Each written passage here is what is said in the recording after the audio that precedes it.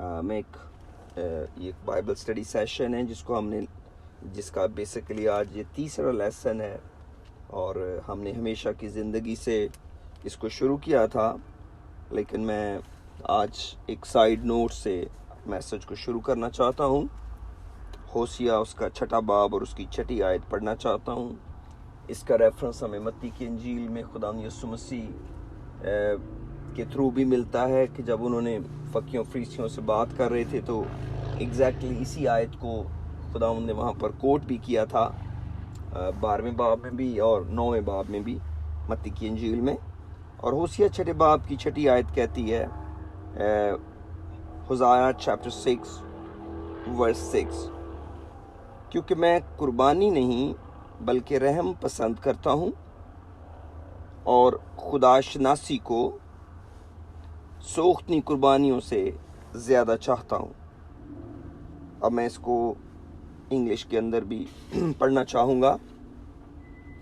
लिखा है, for I desired mercy and not sacrifice and the knowledge of God, जिसको खुदाशनासी वहाँ लिखा है, यह है knowledge of God, more than burnt offerings. सोख्तनी कुर्बानी होती है बर्न्ट ऑफरिंग।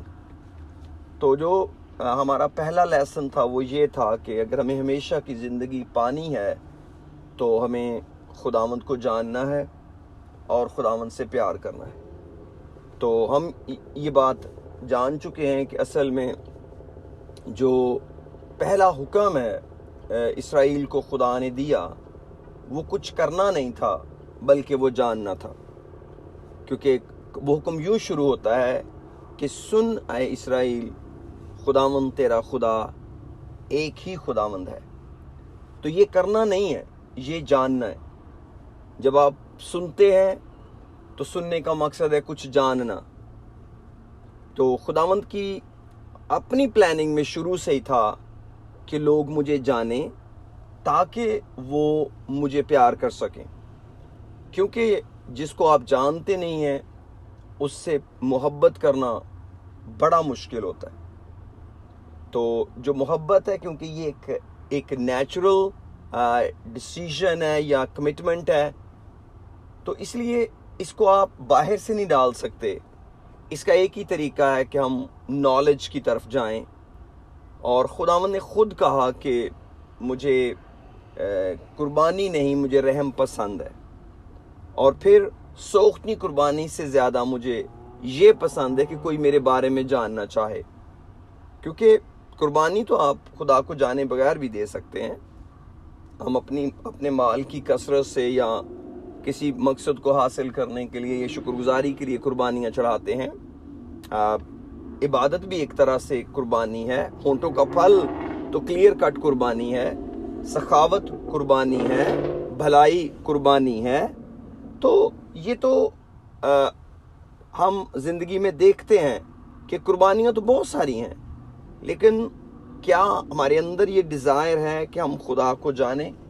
हमने कुछ बातें खुदा के बारे में ऑलरेडी सीखी हैं, कुछ सीख रहे हैं, सीखते चले जाएंगे। तो इस साइड नोट का मकसद ये था कि अगर हम हमेशा की ज़िंदगी के टॉपिक को सम टाइम क्लोज भी कर लें तो जो खुदा का इल्म है ये टॉपिक क्लोज नहीं होगा, क्योंकि खुदा को जानना ये एक वसी मजमून है, लेकिन इसमें कुछ हेरा फेरी नहीं है।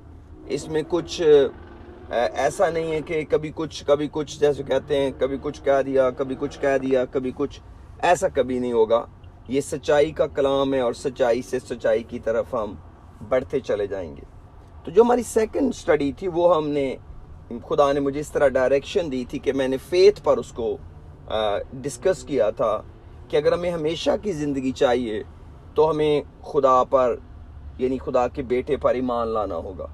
तो जब हम ईमान लाएंगे तो हम हमेशा की ज़िंदगी को हासिल करेंगे। तो हमेशा की ज़िंदगी की बहुत सारी डायमेंशंस हैं, बहुत सारी सिमतें हैं जिनमें हम जा सकते हैं, लेकिन ये एक बहुत ही खूबसूरत वर्ड है जिसको हम हमेशा की ज़िंदगी कहते हैं। और इसका मतलब है कि जब हमारे पास हमेशा की ज़िंदगी है तो फिर हमारे पास दूसरी मौत नहीं है। तो ये तो डन हो गया कि अगर हमारे पास सेकंड लाइफ यानी हमेशा की जिंदगी है, तो फिर हमें दूसरी मौत से तो कोई खौफ नहीं है। यानी कि जो आग की मौत है, जो आग और गंधक की झील है, जिसका जिक्र हम मुकाशफा की किताब के अंदर पाते हैं, उस मौत का हमें कोई खौफ नहीं है। तो असल में खौफ होना ही उसी का चाहिए। उस मौत के बारे में खुदावंद ने वार्न किया था कि उससे डरो जो बदन को भी कत्ल कर सकता है और तुम्हें जहन्नम में भी डाल सकता है। तो उससे डरना चाहिए। तो मेरे अजीजों, आज हम जिस तीसरी स्टडी की तरफ इसके अंदर हम जा रहे हैं, आज मेरे दिल में खुदावंद ने रखा है कि हमें रास्तबाजी के काम करने होंगे हमेशा की जिंदगी के लिए। जो ईमान है, कई दफा हम उसको रास्तबाजी में कंफ्यूज करते हैं, क्योंकि कहते हैं कि हम ईमान से रास्तबाज ठहरे हैं, क्योंकि हम ईमान वाले हैं। तो जो शरीयत थी, वो शरीयत के एतबार से लोग रास्तबाज ठहरते थे, लेकिन हमारा तो शरीयत से कुछ लेना देना है नहीं, लिहाजा हम तो ईमान वाले हैं, लिहाजा हम तो हमारे पास हमेशा की जिंदगी आ गई है, और अब हमें जो रास्तबाजी के काम है उन पर तवज्जो करने की कोई ज़रूरत नहीं। इन पार्शली तौर पर यह जवाब ठीक माना जा सकता है कि हमें अपने ऊपर कोई भरोसा नहीं है कि हम कोई रास्तबाज बन जाएंगे या रास्तबाजी के काम करेंगे। लेकिन जो खुदा का काम हमारे बदन में है, वो सिर्फ ये नहीं है कि वो हमारे गुजरे हुए गलत कामों को कैंसिल कर दे, उसका ब्लड जो है उन्हें धो डाले। जैसे हम अक्सर ये आयत बोलते रहते हैं कि तुम तौबा करो और गुनाहों की माफ़ी के लिए यीशु के नाम पर बपतिस्मा लो ताकि तुम्हारे गुनाह मिटाए जाएं। तो गुनाह मिटाए जाने का तौल्लुक पानी के बैप्टिज्म से हम रिलेट करते हैं। यस, बिल्कुल ऐसे ही बात है। लेकिन ये सारा कुछ तो हमारे गुजरे हुए कामों को फिक्स करता है। तो क्या खुदा हमारे आने वाले वक्त के बारे में हमसे कुछ एक्सपेक्ट नहीं करता कि ये कुछ नया करेंगे, या खुदा फिर वापस से उसी सर्कल के अंदर हमें देखता है कि मैं गुनाह माफ़ करता जाऊंगा, ये गुनाह करते जाएंगे तो माफ़ी मांगते जाएंगे, मैं पीछे पीछे गुनाह माफ़ कर रहा हूँगा, ये आगे आगे भागे फिर रहे होंगे, ये आगे आगे गुनाह करते जाएंगे सारा दिन, मैं पीछे पीछे माफ़ करता रहूँगा, और ये हो जाएगा हमारा खुदा से रिश्ता। तो बाइबल इसकी तालीम नहीं देती। गो के खुदा का मुआफ़ी का जो एलिमेंट है खुदा के अंदर, वो बहुत बड़ा है, और वो खुदा बार बार हमें मुआफ़ करता है। लेकिन खुदा की प्लानिंग में कभी भी ये नहीं था या है कि इंसान गुनाह करे। खुदा ने कभी नहीं चाहा कि इंसान गुनाह करे। इंसान से गुनाह होता है, ये एक रियलिटी है, लेकिन ये पसंदीदा फेल खुदा की नज़र में नहीं है कि अगर हम गुनाह करके प्राउड फील करें कि मैंने बहुत बड़ा तीर मारा है और खुदा को इससे फ़र्क नहीं पड़ा। नहीं, खुदा को इससे बहुत फ़र्क पड़ा है, खुदा को इससे डायरेक्टली फ़र्क पड़ा है। इसीलिए सर्टन चीज़ें खुदा ने मना की हैं कि जानबूझकर गुनाह नहीं करना। बेबाकी के गुनाह से दाऊद ने कहा मुझे बचा। तो क्यों दाऊद गुनाह से लड़ रहा था? क्यों उसने कहा कि अगर मैं अपने दिल में बदी को रखता तो खुदा मेरी ना सुनता? तो क्या उसको खुदा के माइंडसेट का पता चल गया था? यस, ऑफ कोर्स, उसको खुदा के माइंडसेट का पता था कि खुदा बेसिकली गुनाह को लाइक नहीं करता। मैं कर तो लेता हूं, लेकिन ये खुदा का पसंदीदा एरिया नहीं है कि खुदा पसंदीदगी से कहेगा हाँ कोई नहीं ओके, अच्छा हो गया। नो, कभी भी ऐसा नहीं हुआ। कोई भी शख्स ये पसंद नहीं करता, हम भी नहीं पसंद करते कि कोई हमारे खिलाफ गुनाह करे, मेरा गुनाह करे, जो मुझसे लोग रिलेटेड हैं वो मेरी बात ना माने और सदा ऐसे ही रहें। अगर आप एम्प्लॉयर हैं तो आप अपने एम्प्लॉई से कभी नहीं ये चाहेंगे कि एक एम्प्लॉई अपना रवैया बिल्ड कर ले कि उसने आपकी बात नहीं माननी, उसने आपके कहे के अंदर नहीं रहना। तो ये मीन नहीं करता। इसी तरह बाकी सब रिलेशनशिप्स हैं, उनके अंदर भी ऐसी ही कंडीशंस हैं। हर एक शख्स दूसरे रिलेशन के अंदर ओबीडियंस के थ्रू जुड़ा हुआ है। हालांकि हम सब नाफरमानी करते हैं या नाफरमानी की फितरत हमारे अंदर है, लेकिन मेरे अजीजों हमें उसको परवान नहीं चढ़ाना। अब खुदा ने जब हमें मुआफ कर दिया तो खुदा ने वहां पर अपना काम बंद नहीं किया, बल्कि उसने हमें एक दूसरा मददगार दिया। दूसरा मददगार कि वो अब तक हमारे साथ रहे और वो हमारी मदद करे कि हम कुछ नया कर पाए, हम कुछ नए करने के लायक हो जाएं।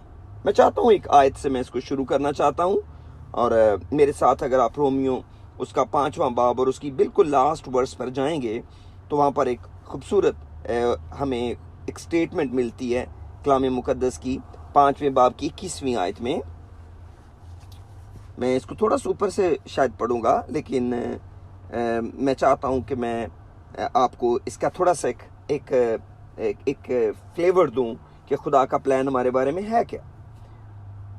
हो 19वीं आयत में लिखा है जी, 19th वर्स में, रोमन्स चैप्टर 5 वर्स 19 में, क्योंकि जिस तरह एक ही शख्स की नाफरमानी से बहुत से लोग गुनहगार ठहरे, ये आदम की बात हो रही है, पहले आदम की, कि बहुत से लोग नाफरमान गुनहगार ठहरे क्योंकि उसने नाफरमानी की, उसी तरह एक की फरमाबरदारी से, वो एक है यीशु मसीह, बहुत से लोग रास्तबाज ठहरेंगे उस पर ईमान लाकर। और कलाम कहता है और बीच में शरीयत मौजूद हुई ताकि गुनाह ज्यादा हो जाए, क्योंकि शरीयत जो है वो एक लॉ है और हम उसको डिसोबे करते हैं तो गुनाह होते जाते हैं। मगर जहां गुनाह ज्यादा हुआ वहां फजल उससे भी नहायत ज्यादा हुआ, ताकि जिस तरह गुनाह ने मौत के सबब से बादशाही की, गुनाह ने प्रोड्यूस की मौत तो वो बादशाह बन गया गुनाह, इसी तरह फजल भी। तो गुनाह के ऑपोजिट क्या है? खुदा का फजल है। हमारे खुदावंद यीशु मसीह के वसीला से हमेशा की जिंदगी के लिए रास्तबाजी के जरिया से बादशाही करे।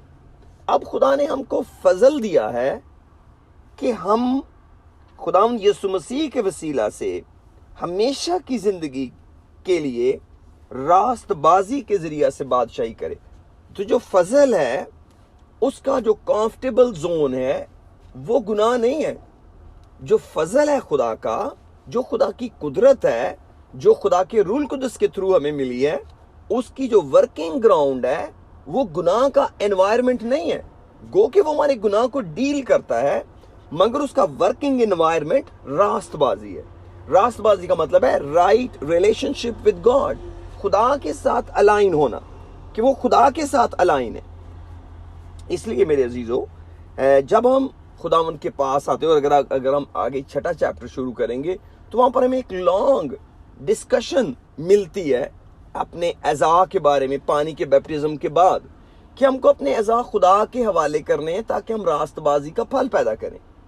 तो मेरे ये बात जो मैं कर रहा हूं, जो मेरी स्पिरिट के अंदर, वो ये है कि कई दफा लोग अपने कामों पर कोई ध्यान देने के लिए तैयार नहीं होते, कि हमें अदर देन अपनी इबादत के इस फजल के जरिए कुछ करना है डिफरेंट।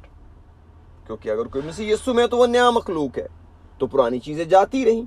तो पुरानी कौन सी चीजें चली गई? गुनाह वाली चीजें चली गई। तो हमारा जो टारगेट है वो लोगों को मुतासर करना नहीं है कि मैं रास्तबाज बन गया हूं, बल्कि अपने कामों को वहां लेकर जाना है जहां मुझे हमेशा की जिंदगी मिल जाए। जैसे कलाम कहता है कि रास्तबाज होने के लिए होश में आओ, बुरी सोबतें अच्छी आदतों को बिगाड़ देती हैं। तो प्रॉब्लम ये नहीं है कि अच्छी आदतें कैसे बिगड़ेंगी बुरी सोबतों से, बात यह है कि रास्तबाज होने के लिए होश में आओ। तो रास्तबाज क्यों होना जरूरी है? उससे क्या फर्क पड़ेगा? क्योंकि अगर मैं रास्तबाज नहीं ठहरूंगा तो मैं हमेशा की जिंदगी पर भी कब्जा नहीं करूंगा, क्योंकि हमेशा की जिंदगी में रास्तबाज जाएंगे। सामहाउ वो कैसे रास्तबाज बने वो अलग कहानी है। कलाम कहता है कि वहां रास्तबाजी बसी रहेगी। आप बाइबल में कहीं भी नहीं पाएंगे कि नए यरूशलेम में गुनाहगार चले जाएंगे।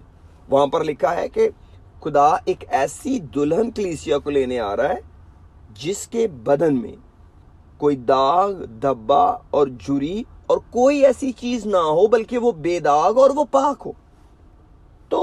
तो अगर दाग और ये सारी चीजें गुनाह को इंडिकेट नहीं करती तो किसको करती हैं?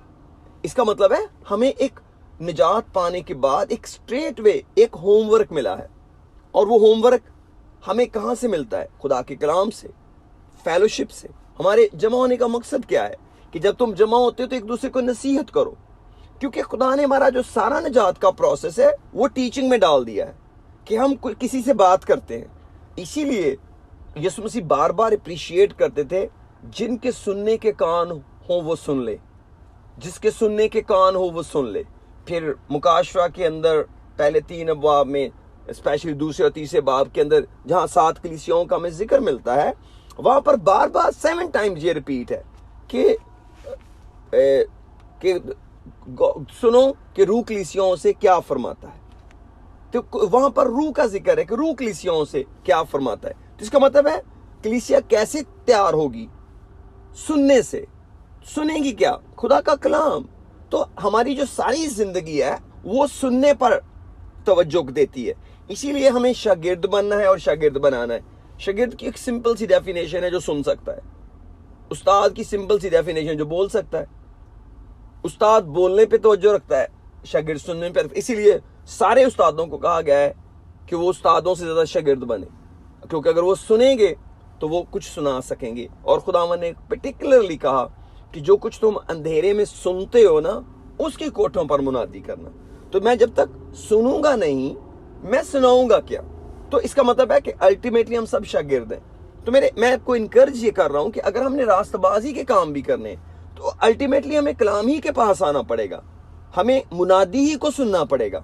आप दुनिया में किसी शख्स को नहीं देखेंगे जो इंडिपेंडेंटली कह रहा हो मेरे पास तो कोई चर्च नहीं है, मेरे पास कोई पास्टर नहीं है, मेरे पास कोई सिखाने वाला नहीं, मैं खुद ही बहुत रूहानी बन गया हूं। हाँ, खुद ही वो जो रूहानी बना है, एन मुमकिन है उसके अंदर प्राइड शामिल हो जाए, क्योंकि वो अपने आप को सेल्फ एनालाइज कर रहा है, वो अपने आप के अंदर ही। अब मेरे अजीजों, जब हम खुदा के कलाम के अंदर और चीज़ों को हम डिस्कस करते हैं तो हमें ये मिलता है कि ये जो रूल कुदस हमें मिला है ना, ये हमें रास्तबाज बनाने के लिए कि हम रास्तबाजी के काम करें। ये सिर्फ एक हमारे पास एक प्रॉपर्टी या मिरास नहीं हमें आगे के, ये जैसे कलाम में लिखा है कि ये मौदा रूह की मोहर लगी हुई है। यस, मोहर तो ये है, लेकिन ये पोटेंशियल भी है, ये कैपेबिलिटी भी है कि आपके अंदर एक ताकत मौजूद है रूह कुदस की, कि आप जो कुछ नेचुरल वे पे नहीं कर सकते वो आप स्पिरिचुअली कर सकते हैं। इसीलिए जो खुदा के लोग होते हैं, जो रूह कुदस से मामूर होते हैं, आप उनकी जिंदगी को दूसरों से अलग देखेंगे और उनकी जिंदगी ही दूसरों से अलग होनी चाहिए। उनका टोटल चाल चलन जो है वो एक आम इंसान की तरह नहीं सोच सकते, ना फैसला कर सकते, क्योंकि खुदा का रूह उनके अंदर काम कर रहा है, जो उनको टीच कर रहा है। मैं चाहता हूं एक आध और आयत पढ़ता हूं, मेरे साथ आप गलतियों खोलिए, गैलेशियंस चैप्टर 5 वर्स 5। पौलुस रसूल का खत गलतियों के नाम, उसका 5वां बाब और उसकी 5वीं आयत।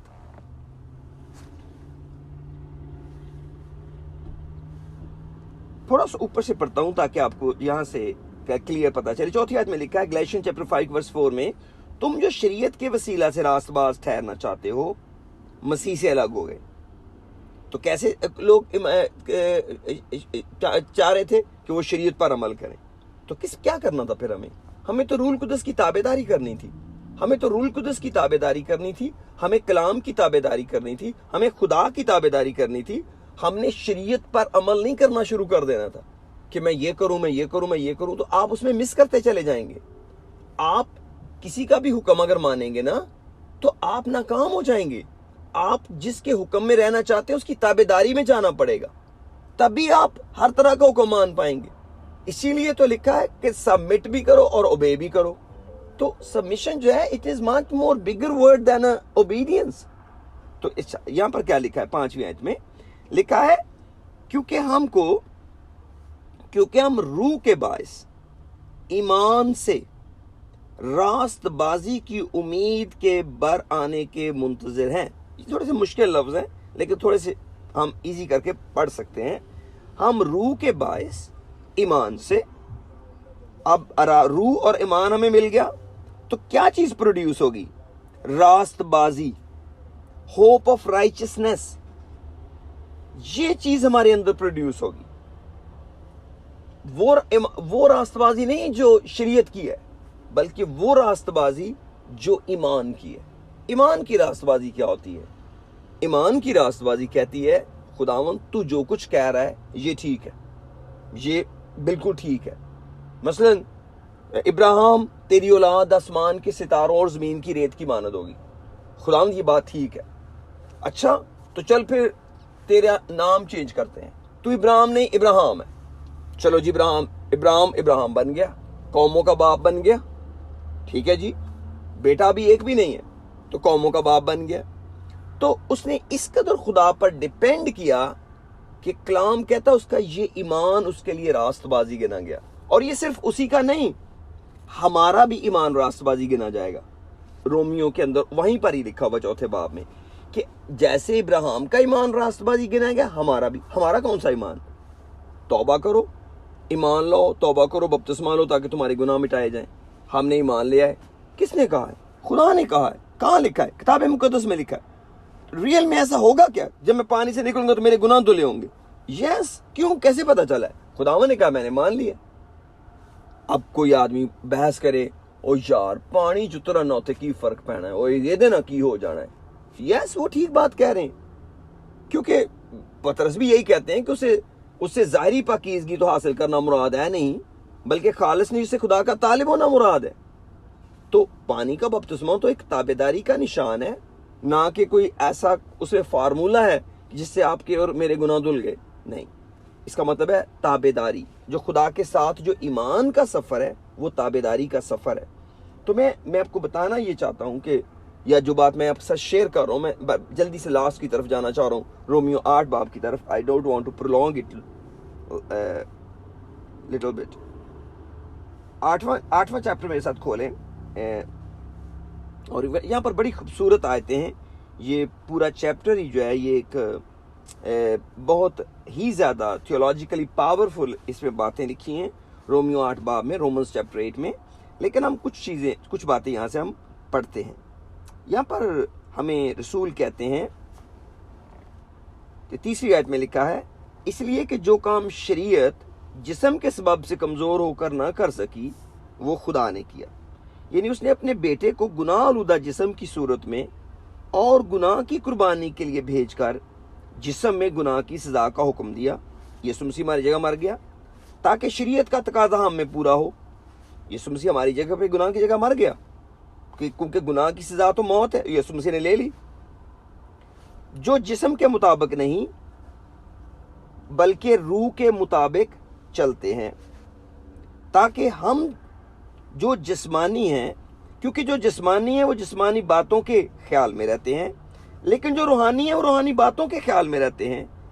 और जिस्मानी नीयत मौत है, मगर रूहानी नीयत जिंदगी और इत्मीनान है। इसलिए कि जिस्मानी नीयत खुदा की दुश्मनी है, क्योंकि ना तो खुदा की शरीयत के ताबे है ना हो सकती है, और जो जिस्मानी है वो खुदा को खुश नहीं कर सकते। लेकिन तुम जिस्मानी नहीं बल्कि रूहानी हो। कैसे? बशर्त कि खुदा का रूह तुम में बसा है। मगर जिसमें मसीह का रूह नहीं वो उसका नहीं। और अगर मसीह तुम में है तो बदन तो गुनाह के सबब से मुर्दा है, मगर रूह रास्तबाजी के सबब से जिंदा है। और अगर उसी का रूह तुम में बसा हुआ है जिसने यीशु को मुर्दों में से जलाया, तो जिसने मसीह यीशु को मुर्दों में से जलाया वो तुम्हारे फानी बदनों को भी अपने उस रूह के वसीला जिंदा करेगा जो तुम में बसा हुआ है। तो इसका मतलब है कि जब हमारे पास रूह कुद्दस है तो फिर हमें रूह को रंजीदा नहीं करना, रूह को बुझाना नहीं। कैसे हम बुझाएंगे? कि होल्ड तो हम रूह कुद्दस कर रहे हैं, मर्जी हम अपनी कर रहे हैं। तो रूह कुद्दस तो खुदा है। तो अगर खुदा मेरे अंदर रह रहा है, खुदा मेरे दिल में रह रहा है, और मैं कहता हूं मेरे पास पाक रूह है, और साथ ही मैं कहता हूं ये मेरी मर्जी, ये मुझे अच्छा लग रहा है, ये मैं ठीक समझता हूं, ये मैं बेहतर जानता हूं, मैं ऐसे करूंगा, मुझे ऐसे करने का इख्तियार है, तो खुदा तख्त पर बैठा देख रहा है कि ये जो दिल की कुर्सी है इस पे बैठा कौन है। दावत मुझे दी हुई है, अंदर मैं हूं, मेन चेयर पे ये खुद आदमी बैठा हुआ है। क्योंकि जब हम मैं करके बातें करते हैं ना कि मैं ये चाहता हूं, मेरा ये ख्याल है, मैं बेहतर जानता हूं, मुझे ज्यादा पता है, तो ये बात इंडिकेट करती है कि कुर्सी पे कौन बैठा हुआ दिल की चेयर पे, कि बादशाह की चेयर पे कौन है। खुदा नहीं है। तो खुदा कहां खड़ा है? खुदा साइड पे खड़ा है। तो क्या आपके पास खुदा नहीं है? खुदा है, लेकिन वो रूलिंग अथॉरिटी में आपके पास नहीं है। क्यों नहीं है? आपने सीट खाली नहीं की, तो एक ही तो सीट है, या तो उस पे आपने बैठना है जिसको हम खुद ही कहते हैं। यीशु मसीह ने कहा अगर कोई मेरे पीछे आना चाहे तो अपनी खुद ही का इनकार करे। खुद ही का क्या मतलब है? मेरी अपनी जात। तो मुझे क्या अपनी जात की नफी करनी पड़ेगी? रियली? जी हाँ, आपको नफी करनी पड़ेगी। क्यों? क्योंकि मुमकिन है जो चेयर पे बैठा है, जिसको आपने चेयर पे बिठाया, आप नीचे बैठे हैं, तो वो आपको करने को कुछ भी कह सकता है। वो तो ये भी कह सकता है कि चलो रोजा रखो। वो तो ये भी कह सकता है चलो फलां को $500 दो। वो तो ये भी कह सकता है कि चलो आज सारी रात दुआ करो।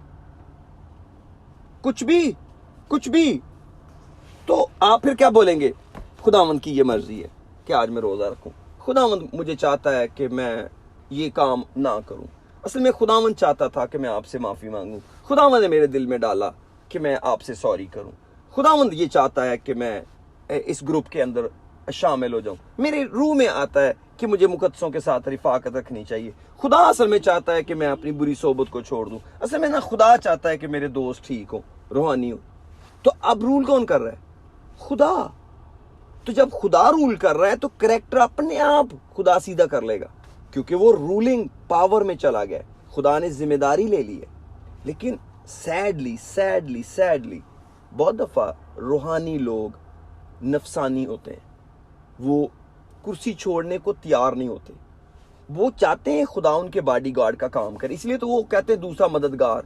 तो वो दूसरे मददगार को समझते हैं बॉडीगार्ड के साथ। हमारे पास एक हमने पर्सनल बॉडीगार्ड रखा हुआ है, वो साथ साथ गन लेके चलता है हमें बचाने के लिए। जल्दी से बैग पकड़ के ले आए, जल्दी से बच्चों को स्कूल से पकड़ के ले आए। तो ये जी क्या जी, हाँ VIP हम बन गए। खुदा साथ है क्योंकि हमने निजात पाई थी, हमने पानी का बसमा लिया था, हमने गैर ज़बानें बोलते हैं, लिहाजा अब खुदा हमारा मददगार बन गए। ये उस वहां पर मददगार की तो तशरीह ये नहीं है। वो तो कंफर्टर है, वो तो एडवोकेट है। वो तो जब आएगा तो दुनिया को मुजरम ठहरा देगा। वो तो रास्तबाजी के लिए मुजरम ठहरा देगा। यीशु मसीह ने कहा कि जब रूह आएगा ना तो तुम्हें मुजरम ठहराएगा। क्यों? क्योंकि तुमने उसकी ताबेदारी क्यों नहीं की? क्यों नहीं रास्तबाज बने? पाकरू होते हुए दुनिया में, पाकरू अपनी जिंदगी में रखते हुए भी 10-10 साल, 20-20 साल, 30-30 साल, 5 साल, 1 दिन, 2 दिन, पाकरू होते हुए भी तुम अपने आप को बदल नहीं सके। क्यों? पानी के बपतिस्मे में तो नहीं आपको बदलना था, मगर पाकरू ने तो आपको बदलना था। रूल कुद्दस तो खुदा का रूह है। क्या कोई काम खुदा के लिए भी नामुमकिन है? खुदा तो जो चाहे हमसे करवा सकता है। इसलिए जो मेरे अंदर खुदा ने ये एक रेवलेशन की तरह मेरे लिए कलाम है, आज का इसको मैं एंड अप करने लगा हूँ। बहुत सारे स्क्रिप्चर्स हैं जो मैं नहीं पढ़ना चाहता, मैं नहीं पढ़ूंगा। वो ये है कि मेरे अजीजों, हमें रूल कुद्दस में तरक्की करनी है और रूल कुद्दस को अलाउ करना है कि वो आपसे बात करे। आप जब रूल कुद्दस में दुआ करेंगे, इसीलिए जो इसकी प्यास है ना, ये बहुत बड़ी होनी चाहिए रूल कुद्दस की। मैं कहता हूं जब आप रूल कुद्दस से भर जाएंगे ना, और आपने लाजमी भर जाना है, क्योंकि जिस दिन भी आपने कहना है ना कि आज मुझे पाकरू चाहिए, वही वक्त है कि आपको पाकरू मिल जाना है। सिंपल सी तो बात है। जिस दिन भी आपने ये कहना है कि मैंने पाकरू पाना है, खुदा ने आपको पाकरू दे देना है। जब खुदा ने कहना, आपने कहना खुदा मुझे कुछ चाहिए नहीं, पाकरू चाहिए। लेकिन अब मैं जो आज बात कर रहा हूँ वो पाकरू पाए हुओं से कर रहा हूँ, क्योंकि जो पाए हुए हैं ना वो नए लोगों को मुतासर करेंगे।